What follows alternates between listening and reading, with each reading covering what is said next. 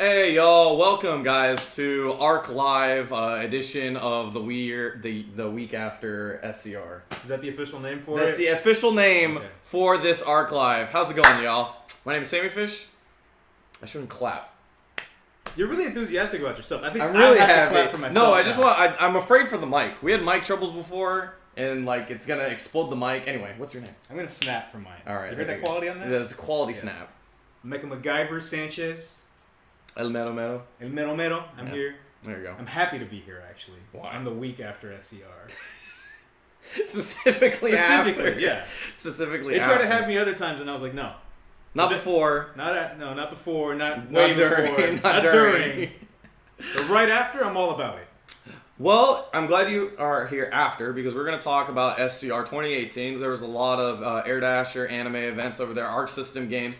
I had quite a bit of fun over there. You might have saw me on commentary once or twice. Might have. But I had a lot of fun. It was a lot of good tournaments. There was a big question mark and on BB Tag and how that was going to play out in terms of, you know, like is it going to shake the meta quite a bit? Are people going to play new teams now, et cetera, et cetera.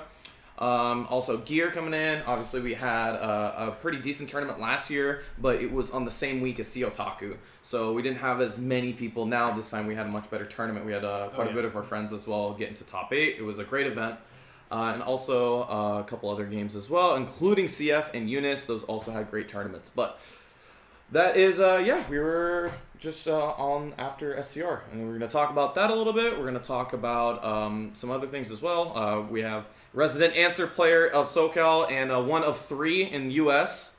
over here. I actually think we're growing. We might. What? Be, That's hold on, impossible. hold on. We're regional now. We have. Yeah. I'm on the West Coast. Yeah.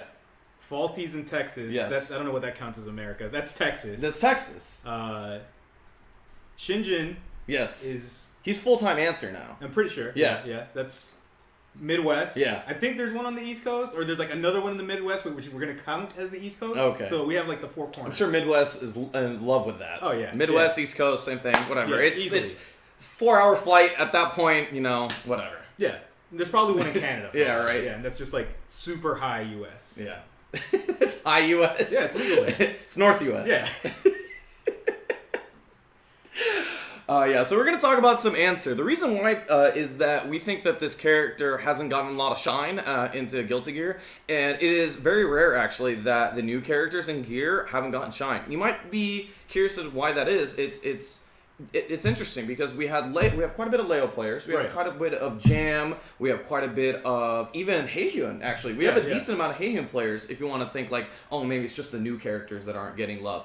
I feel like it's specifically answer. It's honestly, in my opinion, a thing where it takes a certain type of person to evolve it. And obviously we had Faulty, who kind of inspired me, to be honest. Yeah. Because his answer was definitely the best in the United States by virtue of, 1, being really good, and 2, being the only one the only answer. for like the longest time, right? But he was good, yes. And he was good. He was fantastic. And it's a character that I fell in love with just visually, right? He's pretty cool. He hits you with business cards. His snake has a tie. His snake. You don't know how many times I get hit by an IK, and at the same time, I am. You're making hand signals, and I don't know what they mean. Don't bang the table. I'm not banging the table. I heard a bang. I'm just saying. Why'd you bang the table, Sammy? I didn't bang the table. I might have banged the machine though. Anyway, so.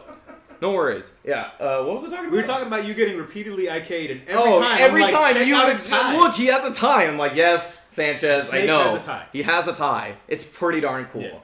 But otherwise, I feel the character is relatively unexplored. I feel like every time that I come up with a setup, and I'm feeling myself, and I'm like, yo, that was super cool, right? I got this tech trap. I'm catching like with air grabs, or I'm canceling in the counter to bait a burst or something like that, right? I'm feeling myself. Yeah. Then I go on Twitter, and there's a bunch of Japanese accounts for some of the super technical answer players that they have. And I'm starting a small business over here, and I maybe got a couple employees. They have a Fortune 500 company that they're the CEO of. And then I just look back, and it turns out I didn't have a small business. Yeah. I had a lemonade stand where lemonade was misspelled. And I feel like that character lets me express myself and have that peak of creativity that I can aspire to, that I feel people can also be inspired and start looking at it and be like, you know what? I want to do this dumb shit. I want to really, really express myself by just grabbing people and then pointing out that the snake has a tie. The snake does have a tie, though. I think I know that. That's the key thing. That's the key. Number It one. is very important. Anyway, so yeah, we're going to talk about that. Also, I think SCR is really one of the bigger things that we're going to talk about as well. We also have a couple tournaments coming up. We have Sea Otaku, which is going to be this weekend coming up, and I'm pretty excited for it. I'll be there. What I won't be at, however, is Revo UK, which will be the first, technically, Arc Revo Tour event, because it's not really, I don't think you get points for it, but you get flown out to an Arc Tour event. So it's sort of similar to other events, but that's because we haven't had it, we didn't have things in place yet. So either way, that's going to be a great event. It's cool to watch, have Europe have some, what's the word for it? Shine, because usually they're kind of the ones that get kind of left out in the dust in terms of. It's kind of rough because they have FGC. a pretty decent turnout at Yes. their events. They have some large scale events, and traveling within Europe isn't too bad. Like, you have people that go from France to Germany. Yeah, exactly. And they kind of travel all throughout. But the second you introduce America to it, and there's this like little gap of water there. Yeah. Makes things kind of hard and expensive. It's rough for them. That's right. So it's great to see the UK and I guess Europe in general get to have their opportunity to shine. Yeah, so I'm looking forward to that one. I'll be stream monitoring that on the regular times that I normally watch stuff. So it won't be too bad for me. I'm pretty excited for that. But Sea Otaku coming up. Sea Otaku, one of the things that we should note out of Sea Otaku is that it is, again, the biggest units tournament to date. Have you thought about that? How it's an increasing amount? Actually, it's like, what, 3 times this year? It's happened 3 times this year. So it started with Combo Breaker, and then it went to Evo. Right. And now we're going to be at Unist, or at Sea Otaku, and we haven't even gotten to Climax of Night yet. Yeah. So it could potentially have the largest tournament 4 times in a row. 4 times in a row. In 1 year. Which is crazy. Yeah. Which is amazing to say, like, that the Unist community just come out in full force for their game. It's really, really impressive. And, speaking of, let's pull it back to SCR. Unist, we had at SCR, we had Swish come out, Evo 2018 champion, Akatsuki specialist. I really like watching him, but he was the person who took it in the end. You know what? I was really excited watching that entire tournament because it was another event at SCR that... Okay, so let me put this little caveat in front of it. All right. I don't have a lot of regional pride. Okay. But I do like watching other regions lose when they come here. Okay. So seeing LPT and Breaker Dave kind of hold down the fort made me feel good. LPT did very, very well. You see him getting in second place. Actually gave Squish a run for his money twice.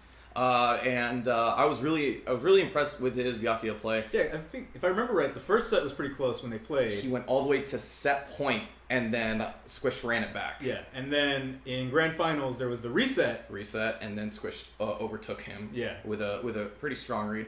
You see the game log over there. Breaker Dave also had fantastic showing in third. Switched to Merkava full time. Played Wallstein last year when he won SCR 2017. We also had Splucci out as well, Seth player, and also the likes of players like Carafail, aka that dude's password. No, so that turns out to be That's not his password. That's not it. Why would you? Listen, you can't put your password. That's irresponsible. It's the ultimate hoax. Microsoft people will never explain. They will never ask you for your password, nor will a Steam representative. All right. All right. So that was actually a game code for Unist on Steam. It was really. That's the word going on the street. Apparently somebody redeemed it. No. That's really impressive. I'm always impressed with the people that have the wherewithal to see like a long string of numbers and just have like this Steam activator open and be like copy, paste, boom. You imagine that's like a shortcut on your homepage or on your desktop. You just double click it and you're like, time to activate a Steam code. I need to stop class. I just got a free Octodad. How sick would that be? I love Octodad. Anyway, so also we saw Carafail, Noko, Aurier player as well. Sarah and Tauzen, also Aurier players. We had 3 Aurier players. Tauzen comes out to Super Arcade every week, almost, if not every week, and plays pretty much anybody who's over there as well. You know what the coolest thing for me was, as somebody that's kind of been relegated to net play, is watching these people play in person. Yeah. And it's like, wow, they're pretty good. Yeah.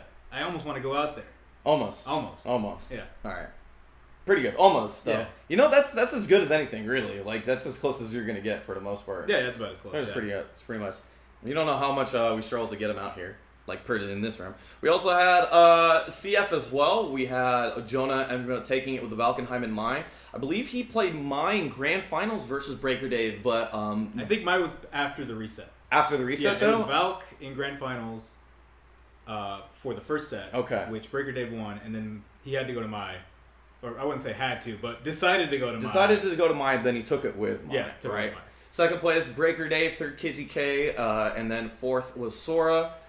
Pretty good stuff from all of them. Kizzy looked pretty good, but in the end, Jonah was playing really, really well that day. And you'll see in a bit because he also took tag as well. But he was playing very well all throughout the day. Very dominant on the Valkenheim, pretty much the regular. That dude is stuck with Valkenheim despite all of his changes. As someone that has played that kid in every version possible where he's had Valkenheim available, I'm stressed. Yeah. Every time they're like, oh, he's not as good, and I'm like, Wolfbreak JA is still there. Yeah, and taking a character like Arakune, who's super good at controlling the pace of the match and keeping characters who move locked down, it's impressive. Is there a more Eddie character than Arakune? No, there's not. No. He is that is the most Eddie character. It's impressive. I only think you could get a more Eddie character if you somehow mulched up Majin Buu and threw him in the trash bag that is Arakune. No, I could see that. Or have Majin Buu hold the trash bag just full of bugs. What do you give Majin Buu a random item? Yeah, like instead of throwing the gum, you just throw something like a random item. There you throw go. spiders at him. Nature's deadliest predator. Throw spiders at you? That'd be pretty sick. All right. Yeah, but that's CF in a nutshell, really. We have top 4 in terms of finals, and you see right there we also had Guilty Gear. Hey, look, a familiar face, Kizzy K as well. But Kazunoko taking it in first place. Kazunoko looked pretty dominant playing Raven. A lot of people dropped Raven, but it seems like Kazunoko's sticking with the character. It honestly feels like he's more at home with that character's buttons than he was with its set play. Yeah. That he's managed to just kind of adjust to the fact that the set play is now here as opposed to right on top of you. Yeah. So you see him go for the constant command grab threat now. And it's either going to be like, oh, is there going to be a far S into something? Or are you going to try to jump out like a fool and I'm going to dunk you? And he gets the mad boner meter for you. Yeah. He gets super excited. It's really impressive because also you remember that in the first version of Raven, pretty much the instant air dash swoop was the only one that was used for the most part. And now that the ball is up here and higher up, he goes for the trajectory mix up more often. So if you don't know, depending on how high you air dash, Raven will have a different trajectory. He'll either land on the ground faster or he'll actually swoop and like skirt the ground. And so you can go for high-low mix-ups in that way. And he does that quite a bit with the cover of the ball. And it's impressive to watch him still put the mix-up game on pretty heavily despite him getting it nerfed, quote-unquote. But you're right. The normals was the big thing. Yeah. Him sticking out the 2 H's, getting counter hits in the air and converting them to double scratches. I think there was a match in the reset that really showed how comfortable he was with just a normal set from Raven where Kizzy, who gave an astounding performance, getting to that reset point, was really impressive. But then afterwards, I almost feel like he kind of got gassed. Yeah. But there's a point where Raven gets an impeccable counter hit far H. Yeah. And it's basically a round sealer. Also, that kind of stuff, I love it. That's pure faith. Like, if ever there was a man who believes in himself, it's Kizzy K. Yeah. Run up DP, yes! Yeah. Let him have it. We say this from time to time. Like when Kizzy starts run up DPs in your face, we know he's on another level. He's feeling it. Yeah, he's feeling it because he's not afraid. Look at it. Look, you saw that head bob? Mm-hmm. That's I feel myself head bob. I'm nice. Yeah, I'm nice. Yeah, this was excuse me for interrupting Shay, who was commentating with at that time. But when he took the reset, I was losing it because it was such dominance from Kizzy K. Look at this impeccable defense here from Kizzy. Yeah, and at this point, really, Kazunoko, it looked like he was lost in neutral. Like, he wasn't able to really get any big opening on him. And as soon as Kizzy got an opening, look at this, conversion into RTL. A bit of a flub there. Yeah, but he still got the corner position. Look at all this damage. Like, it's all up from here. But, yeah, for the most part. There you go. That's the mix-up you were talking about. Yes. With the air dash. Do you see? He goes from a higher point this time, and therefore he's able to land on the ground faster. He checks it, recognizing how high he's gone up. Just stuff like that really is impressive for Kazunoko as a player. And this is kind of what I mean when I say he kind of just goes for the normal set right here. In these neutral situations, he's really, really comfortable with poking and not taking a huge risk. This was ridiculous. I don't know how he like, that only comes from playing. Yeah. That only comes from, oh, this exact situation happened. I'm going into training mode and figuring out how I can make it work. See, that's the thing, is that training mode in and of itself won't give you the wacky situations. There's the wherewithal you need to have as a player to know, okay, I know what my training mode combo should be, right? Yes. What can I improvise here? And I feel like players like Kizzy K have that ability to make just stuff up on the fly. It's like jazz. Yeah. He's playing sweet music. Yeah. I think Sin specifically needs that too, because his combos are so based on weight and size and stuff like that, that if you don't have either A, a lot of experience playing all the characters, or B, a lot of time going into training mode, you're not going to figure out how to combo all the characters. But somewhere in the middle, you learn how to improv, and I think that's one of the greatest strengths you can have as a yeah, Guilty especially Gear for player. that character. Since Yes. getting comfortable with his specific combo sets for like each character weight and size means that you can take a character that has very simple confirms, like, oh, I got an anti-air 4S, I'm going to beat driver. Yes. I get a knockdown, Yep. I get to eat. But let's say you're really on point, you get counter hit 4S, oh, I'm going to do hop and combo off of it, or DP if they're close enough. Yeah. Or do something else and then do the beak driver. Like, that kind of awareness is what really makes this character so dangerous. Yeah. Also, actually, Kazunoko's instant air throws yeah. were really fantastic. I mean, he threw him out of a lot of leaps. Look at that. He tried to walk back, got clipped by the 2S. Little things like that. Like, those are round-winning buttons because they get you out of the corner, they get you out of the pressure, you're able to set up neutral again.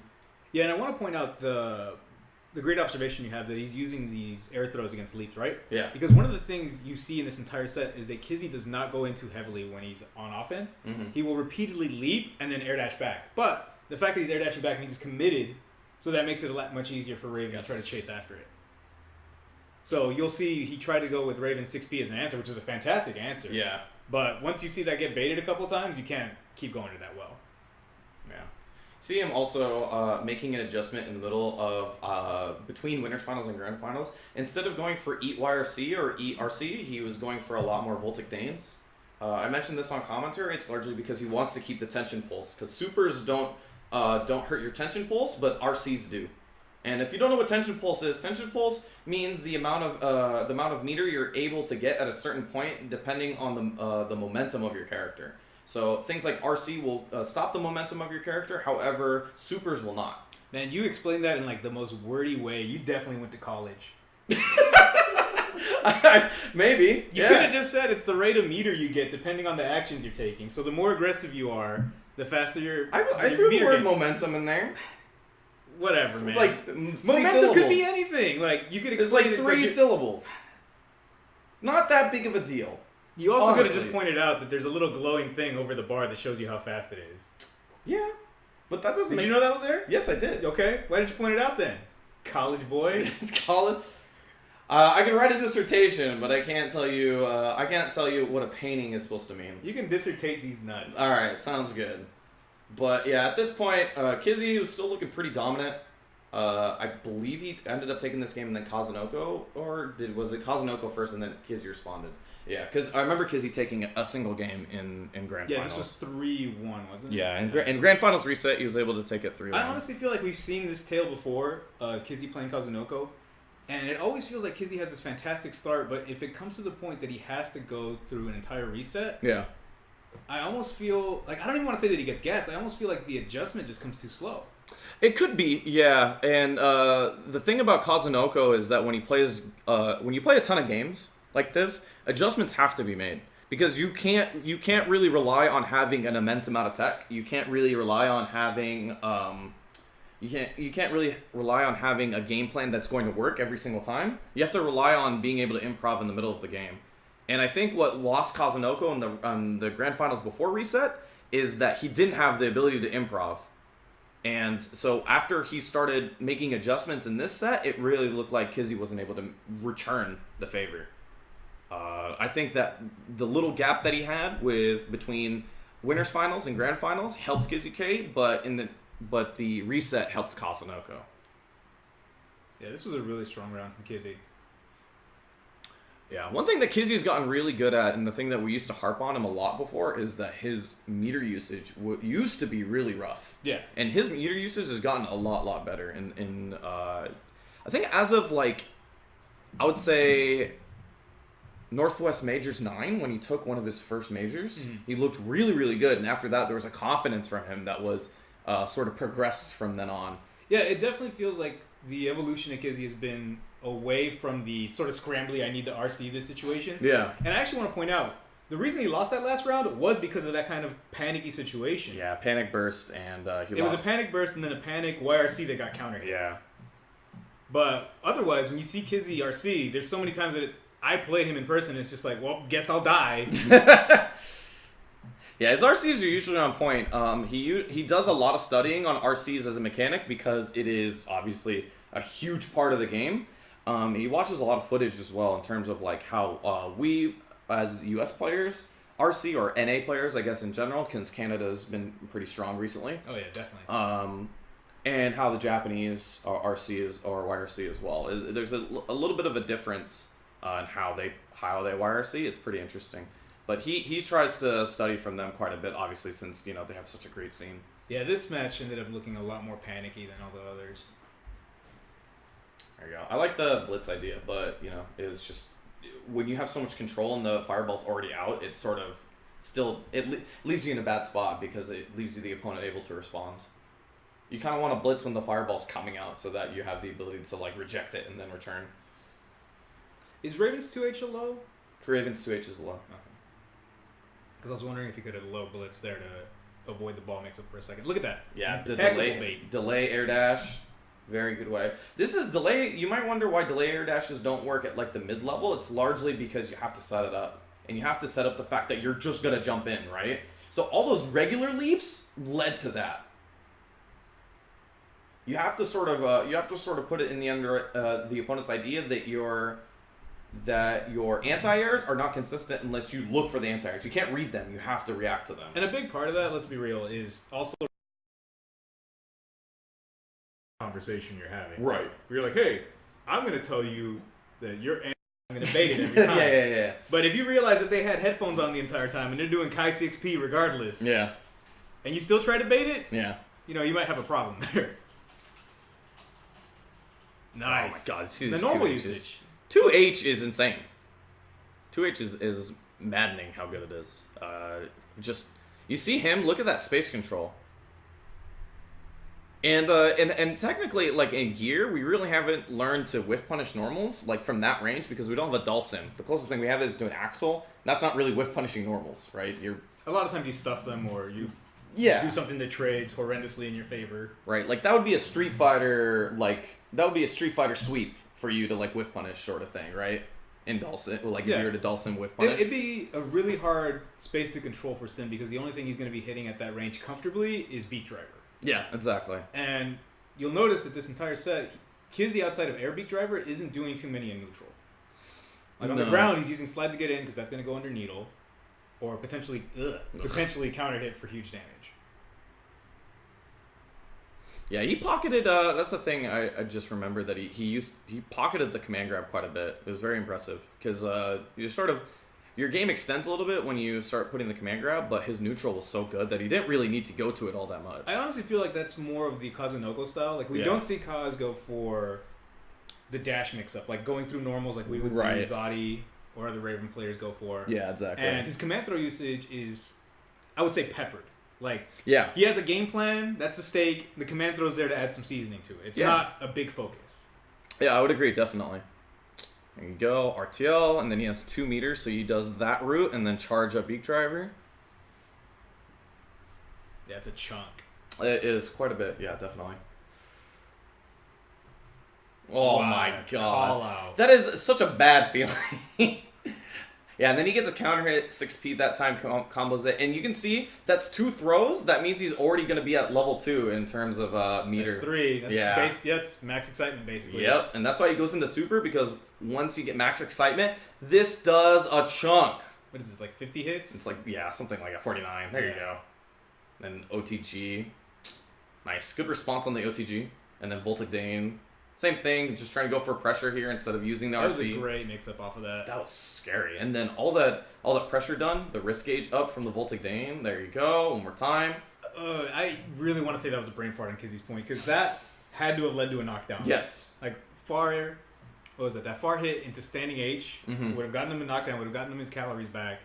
And instead you kind of see him pause and decide what he's going to do next, and instead of going for an immediate mix-up. Right. This game is too fast to have hesitations. Characters put on mix-ups in a blink of an eye, or you lose your mix-up in a blink of an eye. Ugh. Nice. Look at that. Mini dash up 2H. Little things like that. Double scratch. Quite a bit. I like that quite a bit, because now you got some command grab. Now he's got the levels, and he's going to go into the burst. Yeah. Good stuff to Kazunoko. Not the only tournament that he'll win for the weekend, but pretty darn good. That guy is, in this era, one of the most impressive players I've seen. In this era specifically, because back in the day, a lot of games where a lot of people would enter multiple games. Like you'd see people enter like CVS2 and ST and Third Strike, right? And it was rare for people to win multiple games, but it wasn't rare for them to get top 8s consistently or something like that, right? And Kazunoko comes from a time where, we were talking about it before, Tokido used to be the type of guy who would enter every single game, right? He is a top 8 finalist in not only Tekken, but BlazBlue, as well as CVS2, as well as Street Fighter 4. I mean, it's a very expansive list.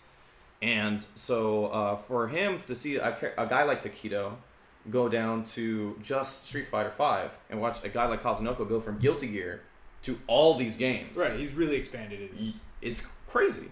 I don't think he entered Street Fighter 5 this weekend, but because he focused on Guilty Gear, or Dragon Ball Fighters and BB Tag. Kazunoko? Yes. He got like 32nd. Oh, he did enter. Yeah. Wow, I never saw him on stream. That sucks. He put up a tweet. It was really funny. He was showing his standings, and he's like 32nd. Wow. The only 3 out of 4 for top 8s or top 2s is not too bad. Yeah, that's pretty good. That's pretty darn good. And I mean, 33rd out of probably one of the most stacked tournaments of the year. It was upsets all around, so not bad. Not bad still. So talking about CF, actually, we also had, or not CF, Tag. BlazBlue Tag. We also had a tag tournament there as well. It was the first tournament after 1.30 patch. It was a very, very big patch. It was a patch that pretty much buffed everybody almost across the board, barring like 2 characters. And even those 2 characters didn't get nerfed all that bad, because one of them was Ruby, and you see them in top 2 right there. You saw Ruby Gordeau, first and second place. Jonah was able to take it over Kazunoko. And Kazunoko, I believe, before playing against Jonah, hadn't dropped a single game. That's impressive. And then Jonah, before playing Kazunoko, had only dropped 1 game before that. He dropped one to Echo Fox's Punk. But after that, had been unbelievably dominant the entire time. I want to point out here, Koopa at 3rd place. Yo, Koopa! Yeah, I never thought that dude would come back to competitive games. Yeah. I honestly did. I thought Persona 4 was his heyday, and that was it. He was awesome at Persona 4. I loved to watch. That's how I learned about Koopa, was Persona 4. And now he's back. He loves tag. He's crazy good at 2 teams, like almost equally. He looks like he's having a blast. That's the part that I enjoyed the most. Exactly. Yeah. Wallstein Blake was super fun to watch. Ori S, we saw 2 teams. From that, we also saw Zombie Moo also play Ori S. No, he's from Northwest, right? He's from the Pacific Northwest. Yes, Yes, he is. From the Seattle area, where I got to come. DC is also friends of him. Someone who used to say that Zombie was not a BlazBlue Tag player, but I guess he's a BlazBlue Tag player now that he got 4th. Good stuff. He did it. Good stuff. 5th as well. We had a bunch of other teams that I don't remember. Anyway, thank you. We're gonna go into grand finals here. This is the match before the reset. So a lot of the dominance that came from... By the way, this is really confusing, but Jonah is playing the Soul Color Ruby and playing Red Gordeau, and then Kazunoko is playing the default colors. Super confusing. It took me like 3 games to get to figure this out.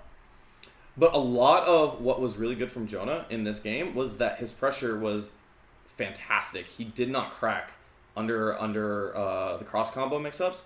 But then once he was able to call a combo or call assist himself, he was able to stuff Kazunoko time and time again.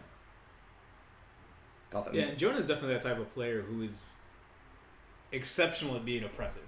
Yes. And as fantastic as Kazunoko is, we have seen him tend to be fidgety at times.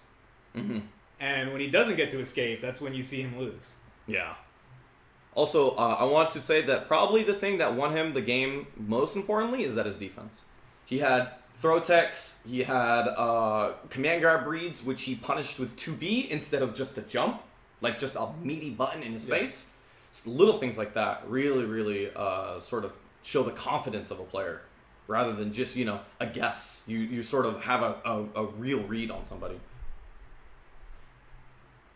So other than the first game of this Grand Final set, this was the closest game Kazunoko got. Other than the game he took in the reset, I mean. Yeah, this was pretty close. Yeah, this was pretty close. It came really down to little stuff like this. DP on his try to meaty pressure. Little quick reactions that save you from dealing with cross combos. This was also really fun to watch in my opinion because it's sort of really weird to watch a mirror be so different from two different players. But it is so cool to watch two guys play the same character. I feel like in this game, mirrors may be not fun to play, but they're really fun to watch in my opinion. We got quite a bit of it between the Ruby Gordeau and the Aurier S, which were two of the hot teams this weekend. Aurier definitely a popular character. It's very good. Oh, assimilation. I really enjoy that. The command throw option on somebody jumping in on you. Yeah, just right when you land? There you go. Pops it up in the air so that way he's hard to punish. Clutch DP to deal with the assimilation. That was a great conversion too. Yeah. I love this super, by the way. It reminds me of Grant's super from Garo. The spinny kick? Yeah. Official name. Official. Go find the wiki. Man, look at that. Run up 2B, faking the assimilation. I think this gets really close on damage, but not quite. And then Jonah sits with 5 bars. Tech buttons. It's one game Kazunoko gets. Alright. Tech buttons. A strategy as old as time itself. Tried and true. There is literally not a single Arc System game where that has not worked. It's scrub tested and top player approved. Yes, exactly.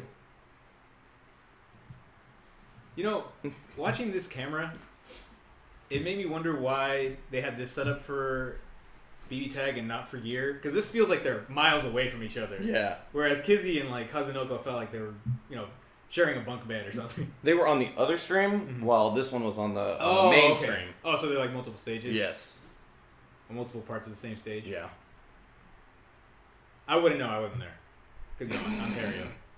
There you go. Assimilation. Pick it up with Ruby. Yeah, look at this. Doesn't read the crash, but still pretty good. Finds the hit on Ruby. A lot of the times, this is sort of like really difficult to kill once you sort of have this much health life, so you sort of try to make a risk. You DP'd, but you didn't get the main character. That's one of the things you have to worry about when you're sort of making decisions, is that I gotta hit this main character. I gotta hit the character that's piloting at the moment. And little things like that could really be pretty rough. And you have to also remember when people can active switch and stuff like that. So I'm not going to pretend to be super savvy, but if you hit the secondary character and the other character got behind you, if you say do normal into special, will it reorient towards the main character, or is it going to keep facing what you hit? I'm pretty sure it keeps facing what you hit. Okay. Just kind of curious. Yeah. Because I don't know if there's panic situations where you're like, I smacked Ruby, but Gordeau's back there. It's not like what's it called? It's not like other games where auto combos track and stuff like that. It's pretty much an Arc Sys game. Okay. Yeah, because there's definitely the goofy situations, like when you fight Zato and you smack Eddie and he's on the wrong side. Dude, did you see that call? Did you see that back assist call? As soon as he got rid, so Kazunoko calls the forward assist, and then as soon as Jonah sees that the assist is gone, and he has the ability to call his own assist, he does dash up and then call back assist and jump over. And he's able to put on a mix-up that way because he recognizes that the opponent's on cooldown. Little, assist whiffs. Just completely punished as his character dies. That is the reason why Jonah was so good. Wow. There you go. Dominant performance in Grand Finals. You see finally showing emotion. He had literally been stoic the entire time. The entire weekend. Even when he won CF. he was pretty stoic. But beating Kazunoko had it crack some emotion in there. Yeah, And that was you pretty can't good. blow it early. You have to hold it there. And right at the end, you explode with all that Jonah happiness. Jonah happiness across the board. It was pretty cool. Jonah, very, very impressive. We have not seen that sort of dominance in a tournament in quite some time. So it was pretty cool to watch, and I'm hoping to see him at CO Taco. I actually don't know if he's going, but it'd be exciting to see him. It'd be pretty excited to see him versus the rest of the U.S. And some internationals. And some internationals as well. Yeah, CO Taco is going to be great. I'm super excited to go. Honored to be a part of the commentating crew as well. Congrats. So I'll be there yelling pretty loudly because it's going to be a great tournament. So that's pretty much SCR in a nutshell. We covered all the games, all the Air Dasher games, anime games, Arc System Works games.